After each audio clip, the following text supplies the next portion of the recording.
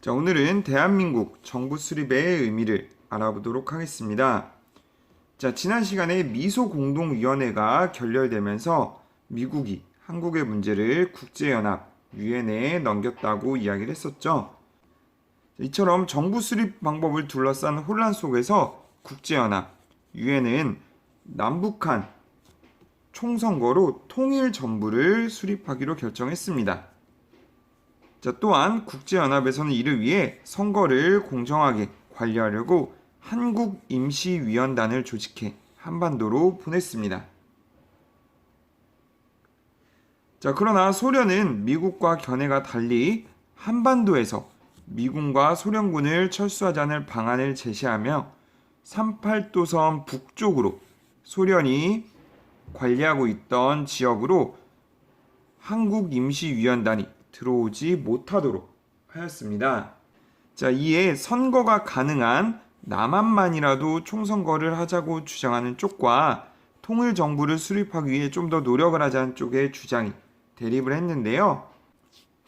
자, 이 부분은 교과서 141쪽에도 나와 있습니다. 대한민국 정부 수립 과정에서 나온 서로 다른 주장을 알아볼 건데요. 먼저 이승만은 이제 무기한 연기된 회의, 자, 이 회의는 미소 공동위원회를 이야기하는데요.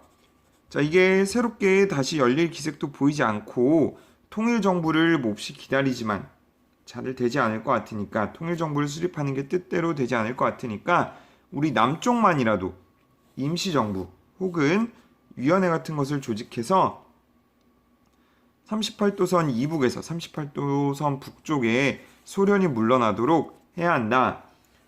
통일정부를 수립하기 어려우면 남한만이라도 임시정부를 수립해야 한다. 그러지 않으면 사회에 혼란이 커질 것이다 라고 주장을 했고요. 자, 김구는 한국이 있어야 한국 사람이 있고 민주주의도 공산주의도 또 무슨 단체도 있을 수 있는 것이다. 그러려면 우리의 자주 독립적 통일정부를 수립해야 한다 라고 주장을 했습니다. 즉, 남한만의 총선거에 반대를 하고 통일정부 수립을 위해서 남북 협상을 하기 위해 노력을 했죠.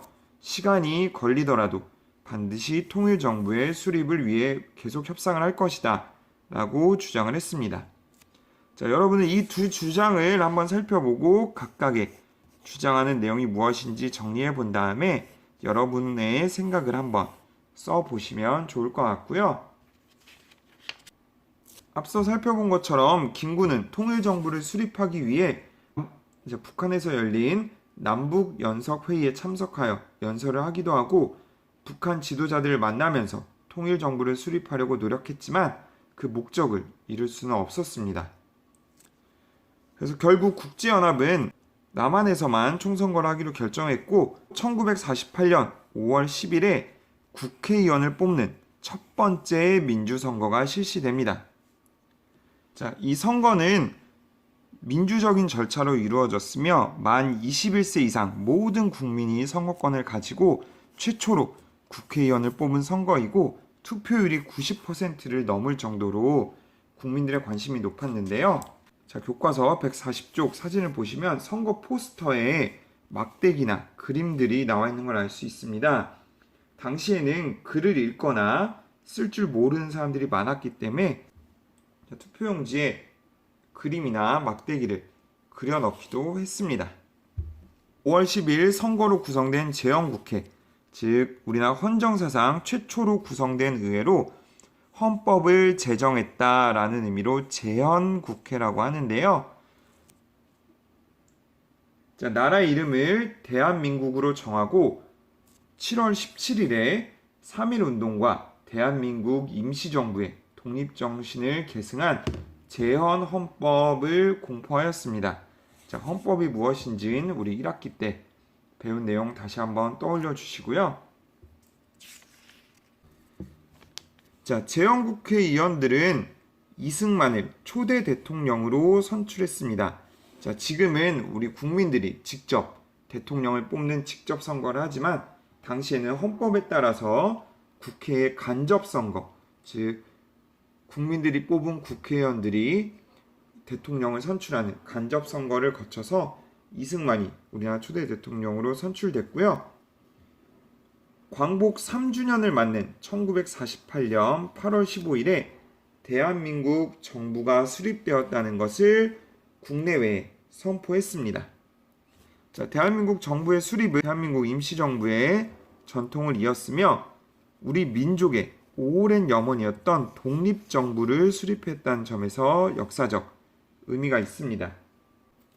자, 한편 사실상의 정부가 이미 수립되어 있었던 북한에서도 1948년 9월에 조선민주주의인민공화국이라는 것을 수립하면서 우리나라는 남과 북으로 나누어지게 되었습니다. 자, 1948년 12월 국제연합 유엔은 대한민국 정부를 한반도의 유일한 합법정부로 승인하였죠.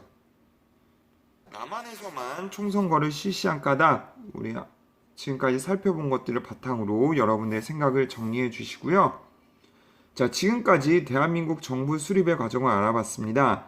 대한민국 정부 수립은 민족의 오랜 염원인 독립된 정부를 수립할 수 있었다는 의미가 있었는데요. 우리나라가 남과 북으로 나뉘면서 우리 민족의 가장 큰 아픔인 6.25 전쟁이 발생하게 됩니다.